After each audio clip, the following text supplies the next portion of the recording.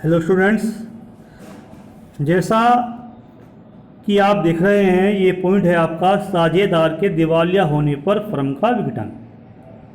और कल की वीडियो में मैंने आपको समझाया था कि जब हम फर्म को विघटित कर रहे हैं और कोई व्यक्ति दिवालिया हो जाए, कोई साझेदार दिवालिया हो जाए, तो मैंने आपको कल भी बताया था, कल की वीडियो में भी, कि दिवालिया किसी व्यक्ति ने फर्म में पैसा लगाया और वह व्यक्ति दिवालिया हो गया, तो फर्म को इससे कोई प्रभाव नहीं पड़ना चाहिए, क्योंकि फर्म में उसने पैसा लगाया हुआ है, ना कि निकाला हुआ है।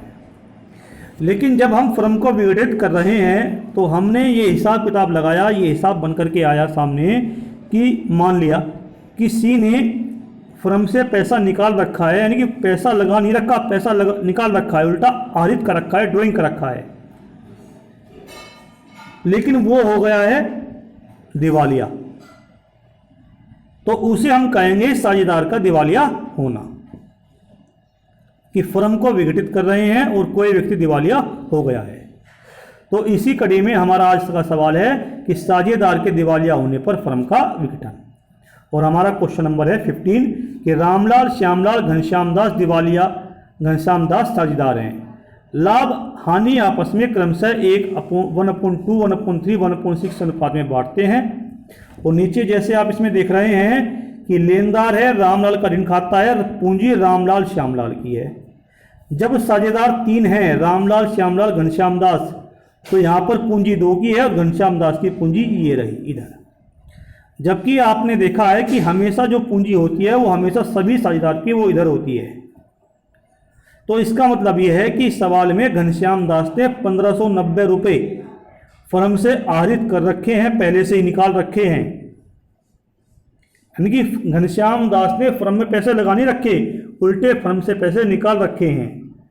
तो यही आज हम करेंगे न्यूमेरिकल।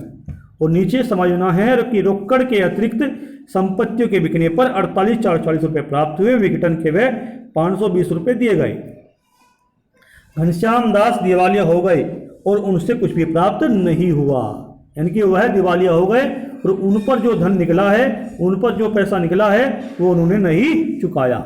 उपयुक्त विवरण से फर्म की पुस्तकें बंद करने के लिए आवश्यक खाते खोलिए।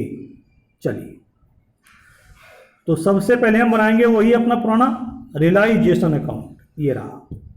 सबसे पहले टू सन्ड्री एसेट्स कैश को छोड़कर, डेटर्स है, स्टॉक है, फिक्चर एंड फिटिंग है 56,200, और यहाँ पर हम लिखेंगे लेनदार 38,750। उसके बाद संपत्ति का बिकना इधर बाई कैश के नाम से, क्योंकि संपत्तियां नगद में बिकी हैं। अब संपत्तियां सारी की सारी संपत्तियां 48,440 रुपये की बिकी हैं, ये रही, सीधी लिख दिया एक साथ ही 48,440। इधर लेनदारों का भुगतान 38,750। हालांकि लेनदार के भुगतान के बारे में कुछ नहीं कहा गया,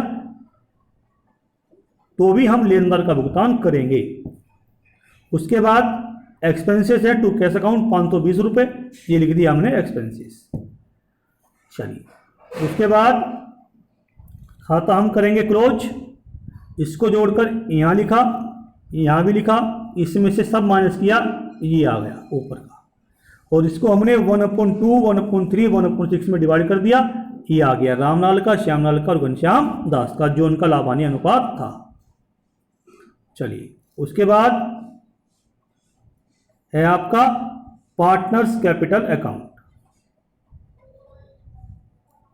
पार्टनर्स कैपिटल अकाउंट, सबसे पहले रामलाल की पूंजी, श्यामलाल की पूंजी। अब चूंकि घनश्याम दास का बैलेंस संपत्ति साइड में था, तो इसका बैलेंस इधर आ गया। उसके बाद रियलाइजेशन अकाउंट में जो हानि आई है उसको हमने यहां पर लिख दिया। उसके बाद और कोई पॉइंट है नहीं, तो खाता बंद करेंगे, लेकिन सबसे पहले खाता उसी व्यक्ति का बंद करेंगे जो व्यक्ति दिवालिया हुआ है। दिवालिया हुआ है घनश्याम दास, तो घनश्याम दास का टोटल यहाँ का बड़ा है, इसको यहाँ लिखा और यहाँ पे लिखा 2,970 रुपये, यानी कि घनश्याम दास पर फर्म के 2,970 रुपये निकलते हैं। अब इसकी पूर्ति घनश्याम दास तो करेगा नहीं, क्योंकि वह तो दिवालिया हो गया है, तो इसकी पूर्ति रामलाल और श्यामलाल करेंगे, वो भी पूंजी के अनुपात में। क्योंकि कल मैंने आपको बताया था कि जब कुछ ना कहा गया हो तो गार्नर बनाम मर्रे नियम चलाएंगे, क्योंकि ऊपर दिवालिया साझेदार की पूंजी के बारे में कोई पॉइंट नहीं दिया गया, तो इसलिए हम गार्नर बनाम मर्रे नियम चलाएंगे, अर्थात पूंजी का नियम चलाएंगे।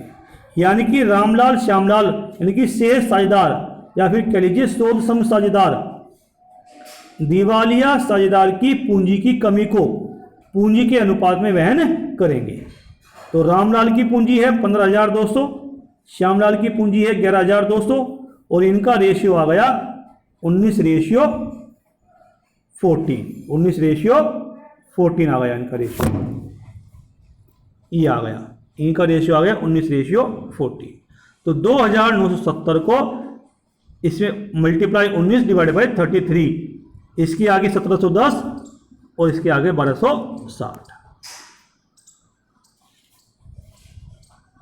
ये आ गया घनश्याम दास। यहाँ लिखेंगे by Ramlal capital account 1710 by Shyamlal capital account 1260। इससे रामलाल की श्यामलाल की पूंजी कम हो गई, इसलिए इसको यहाँ भी लिखेंगे टू घनश्याम दास, रामलाल के में 1710 और घनश्याम दास में 1260। उसके बाद खाता बंद किया, रामलाल का लिखा, यहाँ लिखा, ये सब घटाया, ये आ गया 9,350। ऐसे घनश्याम दास का यहाँ लिखा, ये सब घटाया, ये आ गया 7180। इसको लिखेंगे हम टू कैश अकाउंट, ये आ गया। उसके बाद हम बनाएंगे भैया आपका कैश अकाउंट। सबसे पहले कैश का पुराना बैलेंस, उसके बाद रियलाइजेशन के क्रेडिट साइड में जो कैश के नाम से सेल्स ऑफ असेट्स लिखा है वो वहाँ से क्रेडिट से हटा के यहाँ के डेबिट में आ जाएगा। उसके बाद रियलाइजेशन के डेबिट में जो लेनदारों का भुगतान लिखा है वो उधर के डेबिट से इधर के क्रेडिट में आएगा। उसके बाद ऐसे एक्सपेंसेस लिखे हैं। उसके बाद पूंजी खाते से रामलाल की पूंजी का भुगतान लिखा है, श्यामलाल की पूंजी का भुगतान लिखा है और रामलाल का लोन अकाउंट का जो पेमेंट हमने अब तक नहीं किया। यानी कि जहाँ पर भी कैश का नाम है उसको हमने डेबिट से क्रेडिट में उठा के लाए और क्रेडिट से डेबिट में उठा के लाए हैं। तो इस प्रकार आप इस क्वेश्चन को समझेंगे बार बार देखकर और अपना पॉइंट क्लियर करेंगे। धन्यवाद।